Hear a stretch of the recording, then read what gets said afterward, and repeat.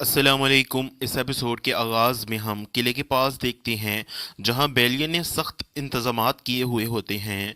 Marcos उसके साथ आगे बढ़ते हुए कहता है, अभी तक जनाब कुछ भी नहीं हुआ, तमाम रास्ते हमारे कंट्रोल में है। तो बेलियन उसे कहता है, मार्कोस असल तो इसके बाद अहम है।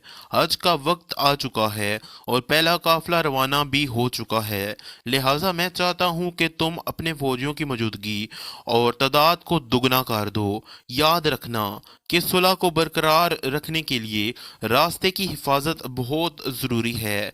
तो मरकुस कहता है, लाड़ गाय को तख्त पर बैठे हुए काफ़ी अरसा हो गया है, कि आपको भी अजीब नहीं लगता कि सुलह अभी तक क्यों बरकरार है।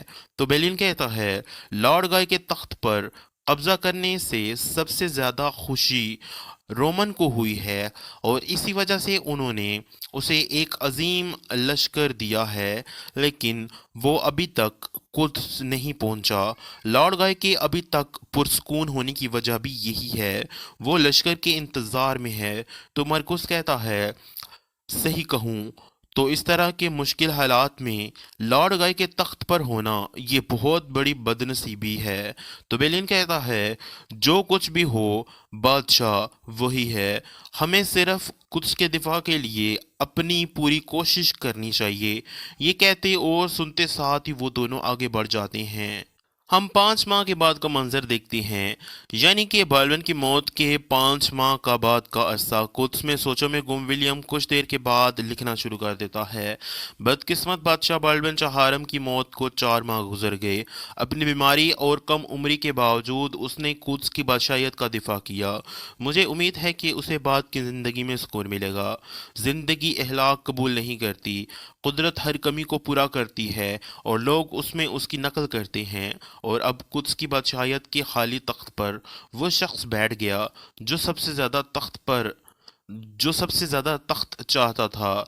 दूसरी जानब लॉर्ड का बादशाह बनने की तकरीब हो रही होती है। सबीला अपने हाथों से उसे ताज पहना देती है। विलियम मजीद लिखता है, अफसोसनाक बात यह है कि शहजादी सबीला को लॉर्ड गाय को ताज पहनाने पर मजबूर किया गया, जिसने उसकी जिंदगी तबाह कर दी थी और उसके प्यारों को उससे एक एक करके छीन लिया था। ताज पहनने के बाद लॉर्ड गाय आगे बढ़ता है और तख्त पर जाकर बैठ जाता है, जबकि सबके सब घुटनों के बल उसके सामने बैठ जाते हैं।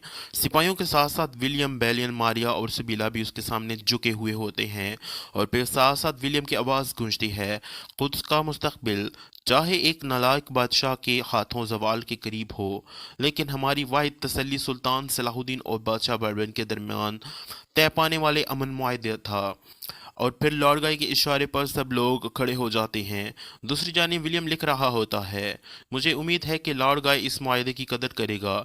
ये कहते साथ ही विलियम स्लीप के निशान को चूमता है। दूसरी जानिब काजी फाजिल भी लिख रहे होते हैं, ये एक हकीकी सुलह नहीं, लेकिन फ़िलहाल दोनों फरीक सूरत हाल को कबूल करते हैं। कह रहा होता है, फतह से मुश्किल में बढ़ने वाले कुद्स की बादशाहियत और अपनी ताकत दोबारा हासिल करने वाली है। मुझे असल में हैरान करने वाली चीज़ सुल्तान सलाहुद्दीन की खामोशी है। वो सुल्तान जिसने मिस्र और शाम को ज़ेर किया, वो सुल्तान जो अपने मुबारक मकसद के हसूल के लिए हर लम्हा कोशां था। उसने सब कुछ छोड़ दिया, गोया कि वो दुनिया से बिल्कुल अलग थलग हो गया है। अपने बाबा नजमुद्दीन अयूब और भाई तुरान शाह के इंतकाल की खबर ने उन्हें और भी पीछे हटा दिया। तो नाज़रीन, सुल्तान के हकीकी वालिद नजमुद्दीन अयूब और उनके भाई तुरान शाह मारे जा चुके हैं। तारीखी एतबार से एक और बड़ी अहम चीज़ काजी फाजल मुसलसल लिख रहे होते हैं, अयूबी फौज और कमांडरों को हमेशा चौकन्ना रहना रखने वाले कुद्स के मकसद से दिन ब दिन दूर हो रहे हैं। इत्तेहाद की दावत पर ना मूसल और ना हल्ब और ना ही बाकी सदरान ने जवाब दिया। सुल्तान वाक के खिलाफ जा रहे हैं और मुझे डर है कि अगर ये हिचकिचाहट की कैफियत जारी रही तो अयूबी रियासत को बहुत बुरे दिनों का सामना करना होगा। तो इसी के साथ इस वीडियो का यहीं पर एहतताम होता है। मिलते हैं नेक्स्ट वीडियो में, तब तक के लिए अल्लाह की अमान में।